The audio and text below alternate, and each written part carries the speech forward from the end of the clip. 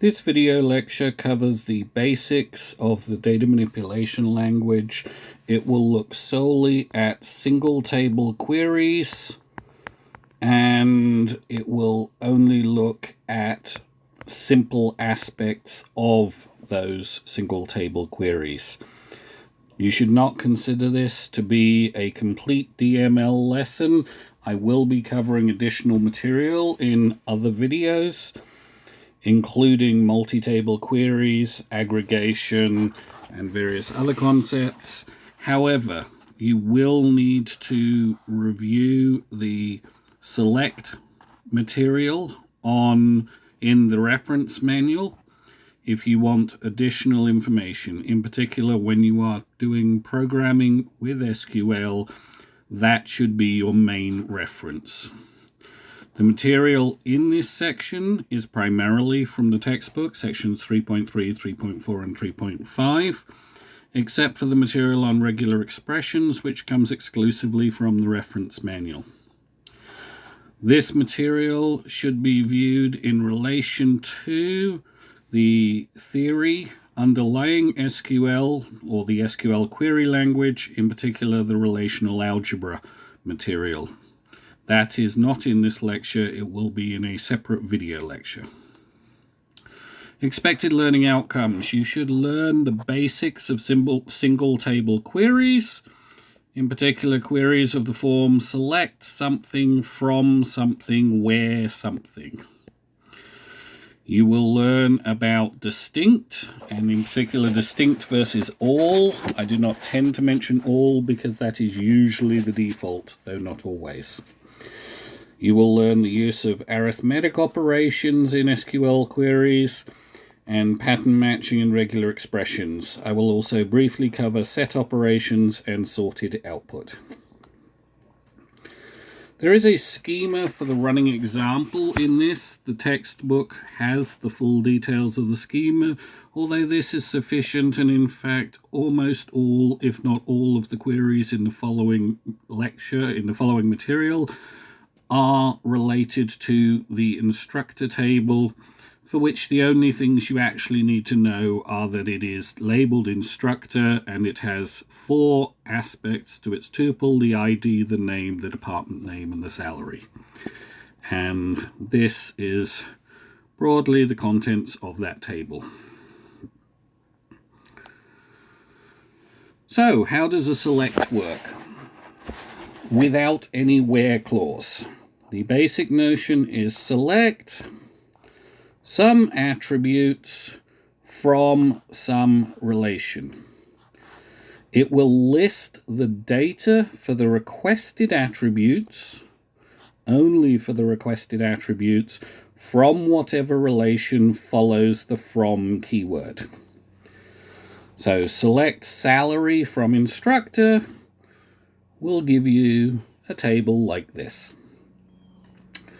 It will list all of the items. If we look back here, I don't believe there are any duplicates. However, if there were duplicates, duplicates will be listed. So this is not technically a set of tuples that is produced. It is a multi-set. Mathematicians will also refer to this as a bag. A set has unique elements. Each element is unique, no duplicates. So SQL is allowing duplicates. To find the names and departments from instructor, like this. If we wish to use all attribute or find all attributes, we use the asterisk, select star from instructor. This can, in certain instances, be useful when examining a relational database, although I would suggest something that I'm not actually covering in this course, limit to some reasonable number. If, for example, you are examining Yelp data and there are a few 100,000 items within a table, and you do select star from that table, say the review table in Yelp, If you do not limit your output, you will get a few 100,000 rows of output. You will also get all of the content, which in the case of the review table is certainly over a dozen different columns. The asterisk is very rarely used in code. There are certain circumstances in which it is used, in which it's okay to use it. It may even make sense, but in general, it is bad practice to use it in code. In particular, it is bad practice because you do not know whether or not the table will be altered. After you write code, it will be used. It will be used repeatedly, and at some point in the future, the table that your code is executing on may change. It may have additional columns, and your code may break because of that. It is generally better to specify exactly what columns you want. Okay, the from portion. This is a very critical portion. We will mostly not cover it for now. In this section, the from portion will contain one and only one base table. That's it. However, it can, in general, list multiple relations involved in the query. Okay. The key point about the from relation, the from portion, is it will always be a relation that follows the from keyword. So, when we cover this material later, that from portion, when you are putting it together, it must form a relation, and that relation will have attributes, and those attributes will have names. And it is that relation and those attributes and the names of those attributes that are being used here. Okay? Doesn't matter for this section, but keep this in mind, because when we cover joins, this will become very, very important. The attributes selected always correspond to the named attributes in the relation that follows. Okay, attribute and table names. When selecting the attributes, the name may be fully qualified. So, select instructor.name from instructor. This fully qualifies the name. If it is ambiguous, it must be fully qualified. Again, single base tables being queried from, there will be no ambiguity, because in a single base table you cannot have two attributes with the same name. However, when we get into multi-table queries, we will have situations where it is ambiguous, and fully qualifying the name will be important. The dot, by the way, means that attribute names cannot include a dot. Cannot include a dot. Attribute names are not case sensitive. At least I am unaware of any database in which they are case sensitive.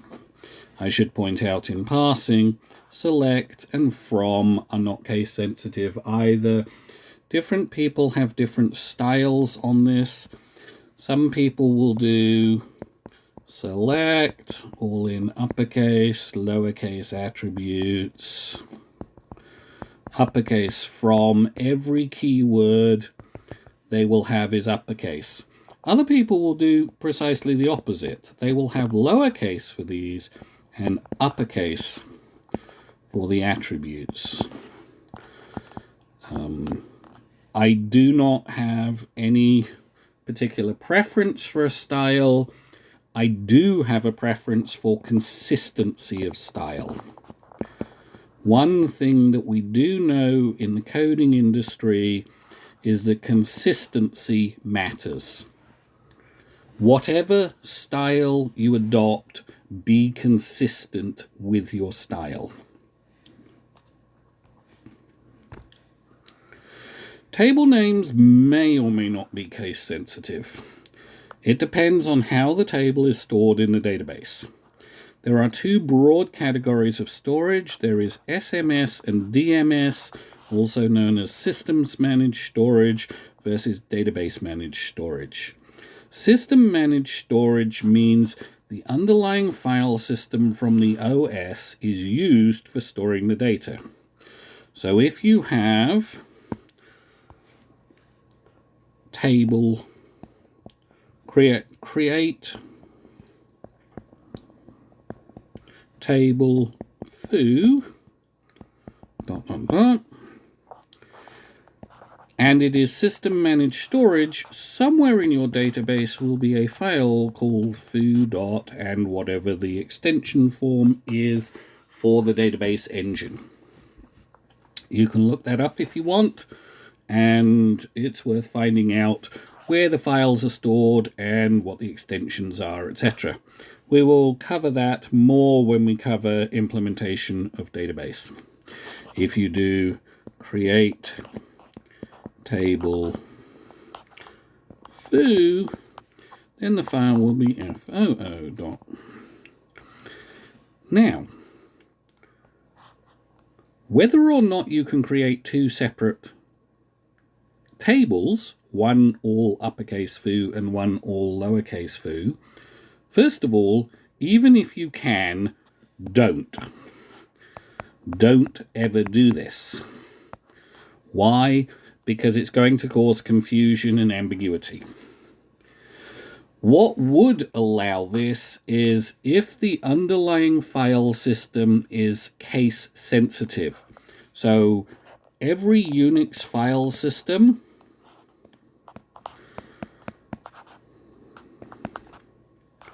I always do a star here because it's Unix-like.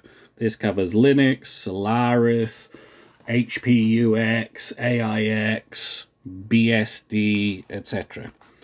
I shouldn't say every Unix file system. I am not certain about the Mac OS, which is built on top of BSD. So let's make that almost every. Mac OS may in fact not have case-sensitive file system. For practical purposes, the vast majority of Unix file systems, what most people think of as Unix file systems, are case-sensitive, and the result is the name that you create for your table will be the preface before the dot of the name in the file system that is used for system managed storage.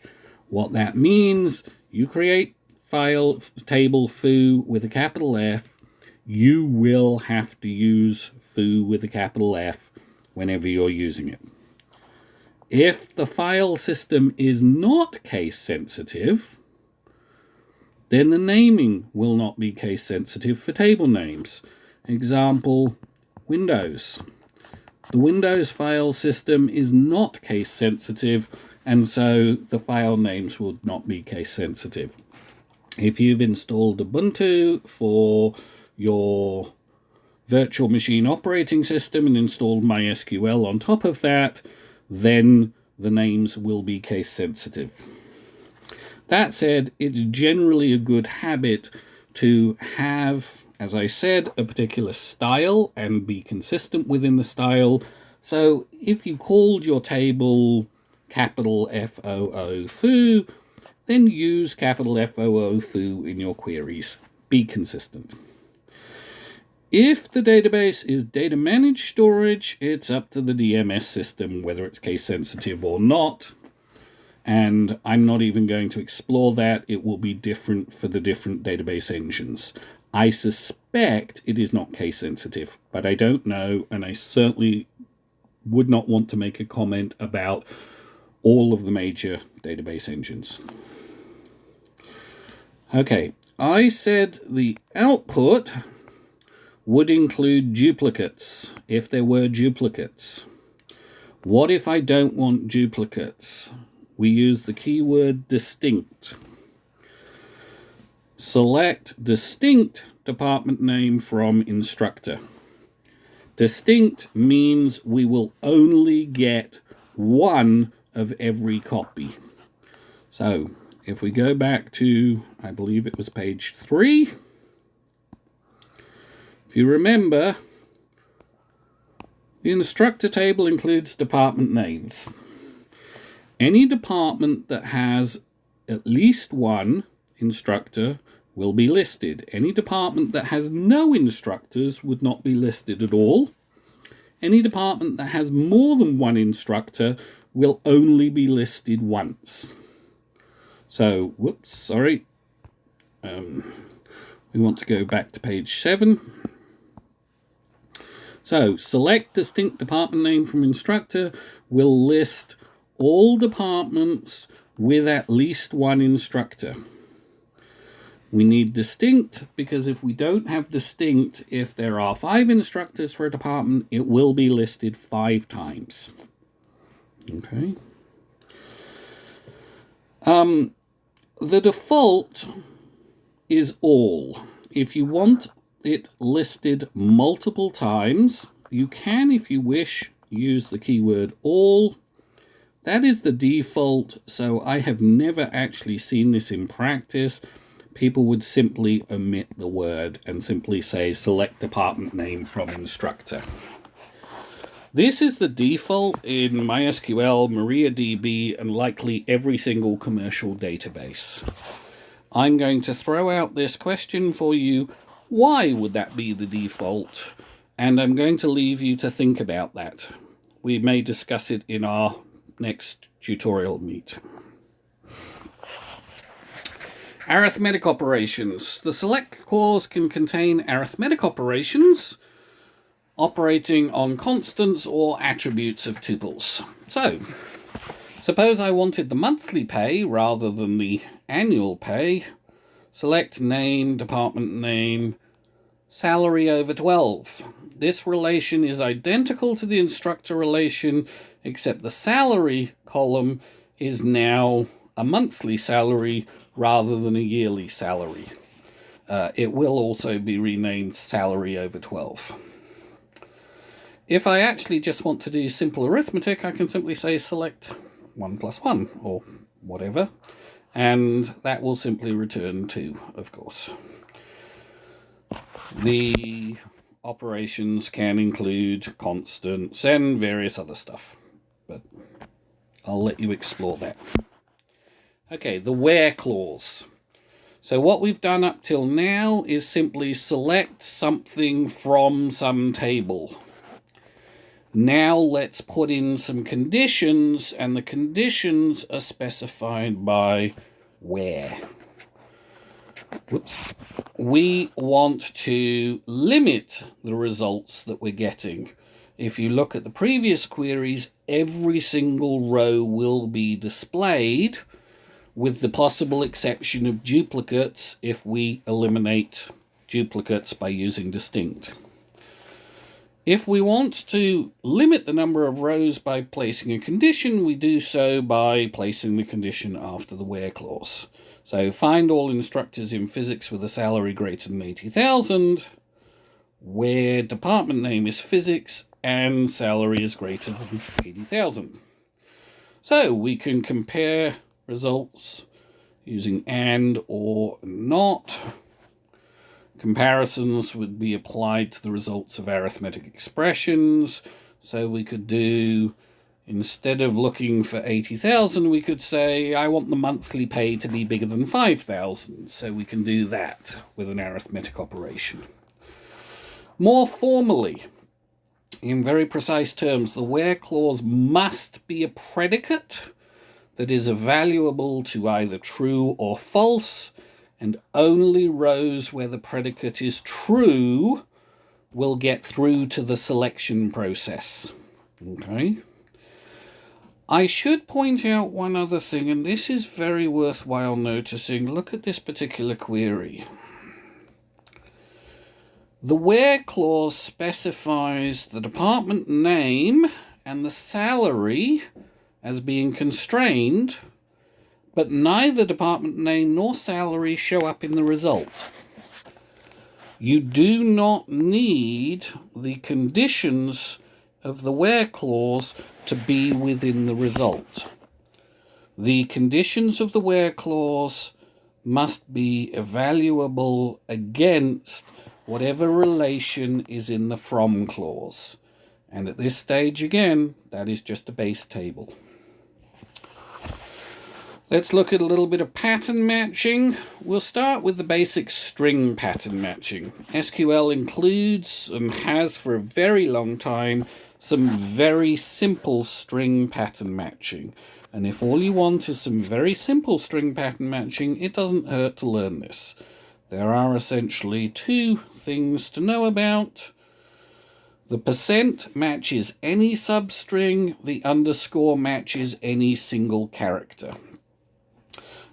If you are dealing with the generalized encoding schemes in Unicode, I strongly suspect, but I do not know, that what this matches is a character in whatever Unicode format you're in. So if you're in a 16-bit Unicode character scheme, it'll match a 16-bit quantity, not an 8-bit quantity.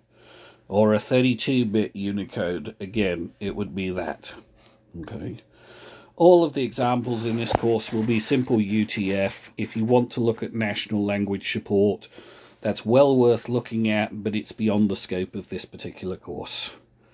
Not because it's difficult, it's just not fundamental to the course. So, if we had a query, we want to know the names of all instructors whose names include the substring R. I have no idea why you would want to do that. Maybe you're a pirate. Select name from instructor where name like. By the way, if you wanted all of the instructors whose name did not include the substring AR, you would have not in there. Or if you wanted all of the names of the substrings that contain AR and AS, you would have an AND in there, or an OR. So again, we can do logical connectives. Okay, well, the key point though, instead of equal, you use like and you set up your pattern. And in the case of the instructor table, that'll simply match Mozart. What if you wanted to match a percent? You use the escape character backslash. If you want to match a backslash, you use backslash. If for some reason you do not want to use the backslash as an escape character, the correct thing to do is get over your dislike of the backslash and learn to use it. And the reason is very simple. Everybody, everywhere doing SQL coding will use backslash as an escape character. So if you do something different, it is going to confuse people. That said, I would be remiss if I did not include the notion you can have your query and then like, and you can specify the escape character you want. This might be useful, although I seriously question it. It might be useful if you are operating in a Windows Server environment where the backslash is used for directory differentiation, which causes more numerous problems with scripting than you can imagine. The correct thing to do if you find yourself in a Windows Server environment is to persuade your company to move to a Unix server environment because it's much more efficient. One final point, patterns are case sensitive. So matching an A is not the same as matching an A, which brings us to a problem. That's a pretty simple language for pattern matching. Regular expressions have been around for a long time and are far more powerful than this pattern matching. Again, you can read the details on how they're used here. You cannot read the details of how regular expressions are set up. For that, you will need to look back to your prior source material. If you have not learned regular expressions at this point, I strongly urge you to go and learn regular expressions. Start with something like grep. General regular expression patterns, something like that. It's a method for finding regular expressions quickly in files. Okay, let's consider a nice specific example. Course names at the University of Waterloo. They are described by a department designator. So, for example, ECE. That's 3 letters long. MME. Mechanical and Mechatronics Engineering. Okay. CivE. Whoops. We now have 4 characters. Jewish Studies or Religious Studies. 2 characters. Whoops. Arabic. 6 characters. There are anywhere from 2 to 6 characters. The good news is they are all uppercase, which is kind of nice. Although I'll show you how to do it if they were uppercase or lowercase. It is then followed by 3 digits, the first number of which typically indicates the year. It's not necessarily the year in which a course is taken, but it's the year in which it's perceived to be the approximate year of difficulty in terms of the course, whether it's first, second, third, or fourth. 5th is actually undergraduate, it's advanced undergrad. 6 is the lowest level of grad. Okay. So, and finally there's an optional letter. For example, in our department you may have noticed 6, 5, 7, A and B, and I think we're producing a C. These are simply courses that are all broadly in the same area. This is, call it AI, machine learning, whatever. These are different variations on courses. There is no specific general meaning. However, the term L usually, and I think exclusively, but I wouldn't want to rely on that, means it's a lab course. For example, in science, they have lab courses that are exclusively lab courses. So if I want to find all first-year lab courses, then I will have select whatever it is I want to find out about the courses from the course table, where, and then we simply have this keyword regular expression, and we specify the regular expression. If this regular expression evaluates to true, then the row is selected. If the regular expression evaluates to false, it doesn't match, then the row is not selected. So in this particular case, A to Z means any letter in the A to Z range. Plus means at least 1 or more. If I wanted to make sure it was between 1 and 6, that's a little bit difficult to do. It's not impossible. It's also largely pointless. But if I wanted to make sure it was at least 2, I suppose I could do this. A to Z plus. That means it's at least 2. Most people wouldn't bother. It doesn't really make much of a difference. What if, so the plus means 1 or more. If you wanted to specify 0 or more, you would use a star. So plus is 1 or more, star is 0 or more. Okay. Again, look up regular expressions if you do not know them. This is important to learn. Okay. Then we have the 1 indicating that it's first year. Then we have these 2 dots. Again, regular expressions use dot for any character. And, whoops, sorry about that, any character. And then we have the final L indicating lab. Okay, what if they could be uppercase or lowercase? How would I do that? I would have a minor difference in this. I would change it to A to Z plus 1 dot dot LL. Okay. There are other things you can do with regular expressions. You can do not only this type of pattern matching, but you can match something and then make that match something else further along, etc. I encourage you to read this. There will be some programming exercises requiring you to do regular expressions. Rename. Rename is actually one of the principal operators within the relational algebra system. It is required in the language. However, for single table queries, it is purely syntactic sugar.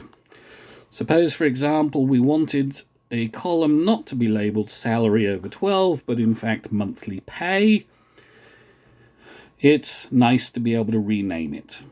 I should comment in passing that we will also find that if this is a subquery, again, this is material we will cover a little bit later. If it is a subquery, then you will want to relabel it because you do not have the capacity to reference it exactly like that, or you may have issues trying to reference it exactly like that. It is much easier if you rename it. Again, that's to do with multi-table queries or with single table queries with subqueries in. In DB2, it also uses as, I'm not sure if it's optional or required. In MySQL, it is optional. In Oracle, it must be omitted, or at least last I checked, it must be omitted. I'm not sure at present. Okay, a few more things to cover. Set operations. Now, these are queries, and you look at them and you say, why would I do this as a set operation? And the answer is you probably wouldn't do these particular things as set operations. You would probably, in fact, simply do where semester equals fall and year equals 2019, or, and then you would have the second portion. Okay. However, consider these simple illustrative examples in order for you to understand how they work. For a set operation for a union, we would simply have give me all of the courses in fall 2019, and this will give me all of the courses in winter 2020, so this will give me both of those, the union of them. Notice, in order for union to work, the two relations that are being unioned must have the same general relation type. So our first one is course ID, so it's a set of course ID tuples. Course ID. And the second one is a set of course ID tuples. If this was instead names, then this query will fail. It will, I'm not sure if it will fail at runtime or whether a syntactic check will catch it or whether it needs a runtime check, but it will fail. Okay. The types must be compatible. If we had course and name, and this had course and name, that would be okay. But again, this is the point at which tuple order is important. If this one was name, comma, course, and this was course and then name, then it would not work. The tuple orders must be identical. One final point, however, the identicality of the columns is not as simple as it must be course ID in one and course ID in the other. They must be type compatible. So if a course ID is specified as an int and the other element here is an int, say it was salary from instructor, if this was an int and this was an int and we have no name, it will happily create a union. It's meaningless, it's a bug in your code, but it is doable. So they have to be compatible by type, by attribute match. Okay, what if we wanted courses in the fall and in the spring? We need intersect, because it needs to be in here and in here. What if we wanted courses in the fall but not in the winter? We use set subtraction, except. Okay, this is set subtraction. Okay, and set subtraction is a slightly weird concept. It takes a while to absorb because there may be items in here that are not in here. That's irrelevant. Okay, so there could be a course, I don't know, Phil 406 is in this section. It's not in this section. It doesn't show up in the result. Okay, MySQL does not support intersect or except. What's the solution? Well, you can buy a commercial database if you want. That's an expensive solution, or we will see later, but basically it comes down to you use subqueries. And I will show you that later. Second point, set operations automatically eliminate duplicates. So they are automatically distinct by definition. Okay, which is the opposite of our earlier behavior. If I want all of the items, and I do not actually know of any particular case where that is useful, but there may be instances, so don't assume it's not useful, but it is possible to get all of them using union all, intersect all, and except all. Just as I asked you why is distinct not the default, I'm going to ask you to think why is all not the default here. Okay. Finally, if some tuple occurs m times in one set and n times in the other set, so we've got this tuple occurs 3 times here and twice here. If I'm creating the union of these two sets, it's going to be 5 times in that set. By default, it would only show up once on a union. Incidentally, if you want to do the equivalent of getting a distinct, and I don't recommend it, but you can, if you think about it, instead of doing select distinct x from, let me actually switch over here, it'll be easier. Instead of doing select distinct x from whatever, I could do select x from whatever union select x from whatever. And if you think about that, if there are any duplicates, the result will be to eliminate the duplicates. Okay. So, with the union all, 3 in one, 2 in the other, we'd get 5 in the result. If I was doing intersect, then this will match this, this will match this, this has nothing left to match. Okay, so I will get the minimum, which in this case is 2. If I do this, call this S and T, if I do S except T, then this will eliminate this, this will eliminate this, this is left over, so I would get 1 left over. If, on the other hand, I had T except S, then this one eliminates this one eliminates this one, there is nothing left. So whatever these values were, those rows would be gone. Okay. Finally, you may order the display of tuples. A very good example of this is if somebody asks you for a list of employees in the engineering department, they probably would prefer them in alphabetical order rather than random order. So select name from instructor, order by name.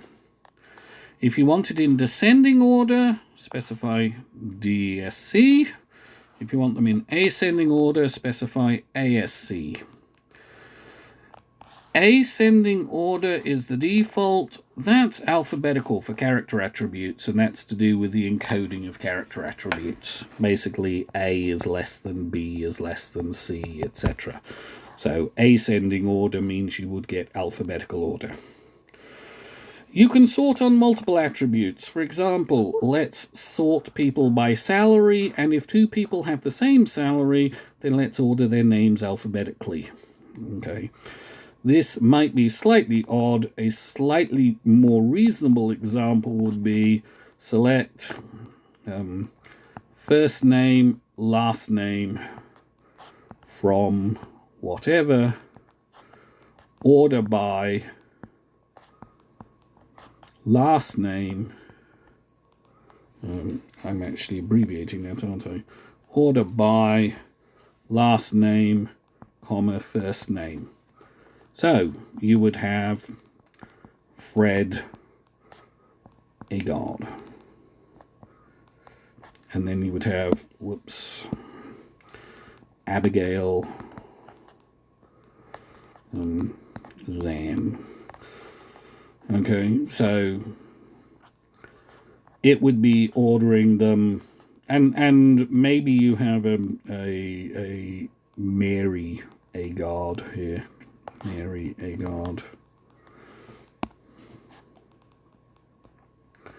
So order by last name, then by first name. Very common ordering. And that's it for this lecture, and apparently the battery power is running out too, so I look forward to the next lecture.